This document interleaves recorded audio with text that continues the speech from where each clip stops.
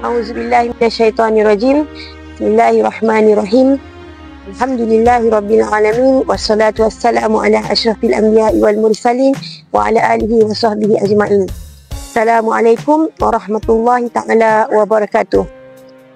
Setinggi-tinggi kesyukuran dipanjatkan kepada Allah Subhanahu wa taala kerana kita masih lagi diberikan nikmat nafas untuk hidup sehingga ke hari ini, dan nikmat terbesar iaitu Islam dan iman. Alhamdulillah.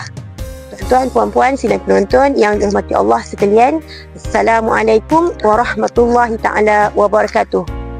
Bertemu kita dalam kapsul Ramadan sempena Ihya Ramadan PSIS 2025 bersamaan 1446 Hijrah. Alhamdulillah, pada hari ini saya akan berkongsi sedikit tazkirah yang bertajuk Al-Quran sebagai pelita hidup dan penawar jiwa. Tazkirah yang akan saya sampaikan pada hari ini bukan hanya untuk tuan-tuan dan puan-puan sahaja, malah untuk peringatan kita bersama supaya menjadikan Al-Quran sebagai rakan hidup kita, rakan karib kita yang menemani perjalanan hidup kita di dunia maupun di akhirat. Tuan-tuan, puan-puan, sidang penonton yang dirahmati Allah sekalian, kita telah pun memasuki fasa pertengahan bulan Ramadan Al-Mubarak. Marilah sama-sama kita memanfaatkan bulan Ramadan ini dengan pengisian yang terbaik, iaitu membaca Al-Quran. Sesuai dengan tajuk tazkirah saya ialah Al-Quran sebagai pelita hidup. Dalam surah Al-Isra, Allah berfirman, sesungguhnya Al-Quran ini memberi petunjuk ke jalan yang paling lurus dan memberikan berita gembira kepada orang-orang mukmin yang mengerjakan amal soleh bahawa bagi mereka ada pahala yang besar.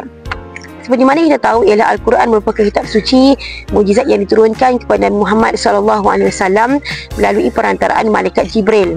Dalam kandungan Al-Quran terdapat berbanyak hikmah dan nasihat. Maka kita hendaklah menjadikan Al-Quran sebagai panduan hidup kita untuk menjadikan hidup kita sentiasa berada di jalan yang paling lurus. Fungsi dan peranan Al-Quran ini besar.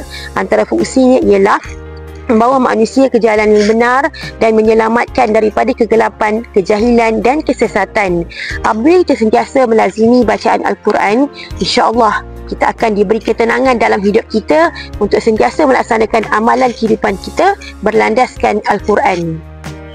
Tuan-tuan, puan-puan, sidang penonton yang dirahmati Allah sekalian, kita masuk kepada poin kedua, iaitu Al-Quran sebagai penawar jiwa.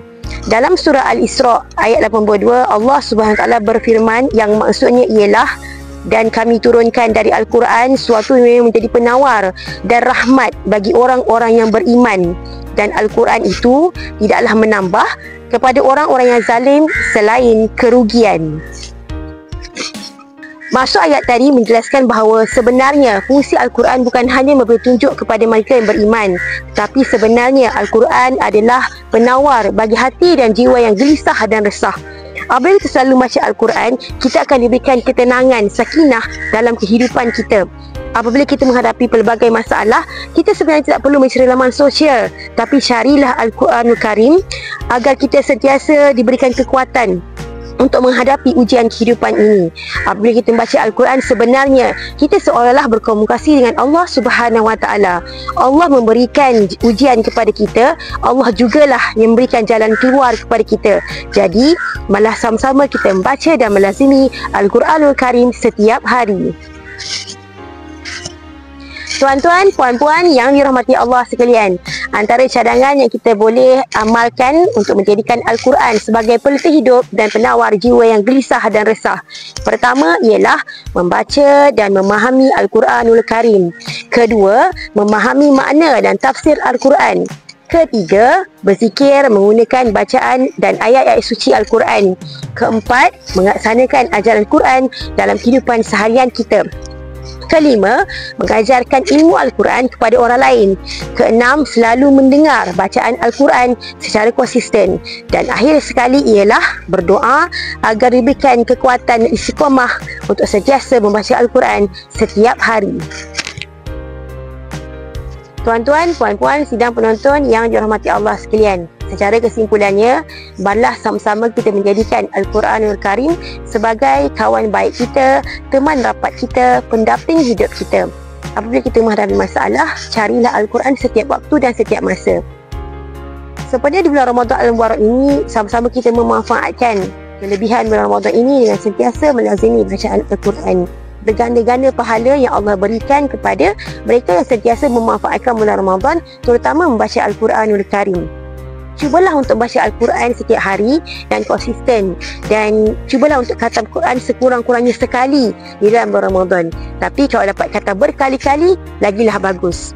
Jadi marilah sama-sama saya tutup dengan tazkirah saya berkenaan Al-Quran dengan satu doa, iaitu Allahumma zayyina bi zinatil Quran wa akrimna bi karamatil Quran wa syarifna bi syarafatil Quran wa adkhilnal jannata bi syafa'atil Quran. Jadilah Al-Quran itu sebagai pendeta hidup dan penawar jiwa yang resah dan gelisah. Saya sudahi dengan tazkirah saya pada hari ini. Dengan saya minta maaf kepada semua sidang penonton, tuan-tuan, puan-puan yang dirahmati Allah sekalian. Segala yang baik datang daripada Allah Subhanahu Wa Taala, dan segala yang lemah dan kurang daripada kelemahan diri saya sendiri. Saya sudahi dengan wabillahi taufiq wal hidayah. Wassalamualaikum warahmatullahi taala wabarakatuh.